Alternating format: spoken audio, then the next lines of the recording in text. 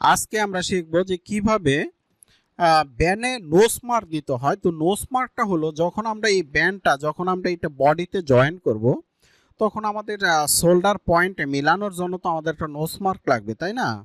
তার জন্য আমরা যদি এখন বডিটা চেক দিই যে আমাদের ব্যাক পার্টে মেজারমেন্ট কত আছে। এই যে দেখেন ব্যাক পার্টে আছে হলো আমাদের কত, ব্যাক পার্টে আছে হলো 7.98 যোগ যদি আমরা দেখি যে ফ্রন্ট পার্টে কত আছে। ফরন পার্টে আছে হলো কত, আমরা যদি এটাকে যোগ দেই, যোগ যদি করি হলো 7.81, তাহলে হচ্ছে কত 15.79, তাই না?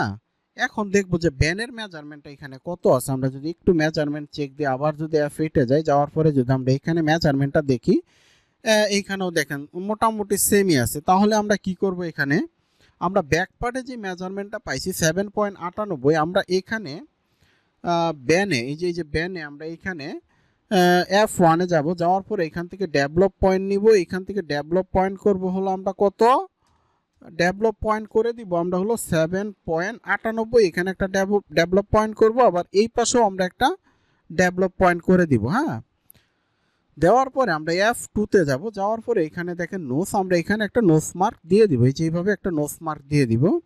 আচ্ছা, দেওয়ার পরে আমাদের কিন্তু মোটামুটি কিন্তু আমাদের প্যাটার্নের কাজ কিন্তু আমাদের শেষ। হ্যাঁ, আমরা একটু প্যাটার্নটা একটু চেক দিই যে আমাদের প্যাটার্নে কোথাও কোনো সমস্যা আছে কিনা।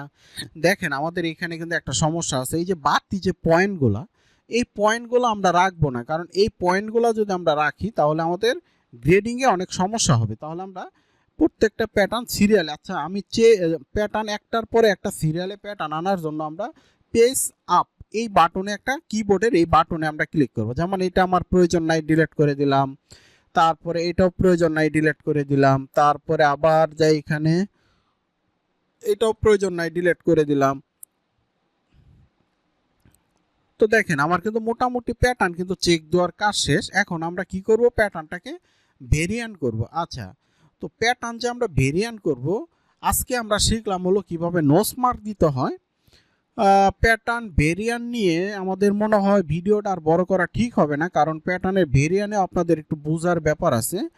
তো আজকে আমরা শিখলাম যে কিভাবে প্রত্যেকটা প্যাটার্ন কিভাবে সিরিয়াল মতো চেক দিতে হয়, এই কাজগুলোই আজকে আমরা শিখলাম। তো আমরা এর পরের পর্বে শিখবো হলো কিভাবে প্যাটার্নটা ভেরিয়েন্ট করতে হয়, কারণ ভেরিয়েন্টে আপনাদের কিছু গুরুত্বপূর্ণ কিছু কাজ আছে, সেটা আমি আপনাদেরকে দেখাবো। তো ঠিক আছে, আজকে এই পর্যন্তই।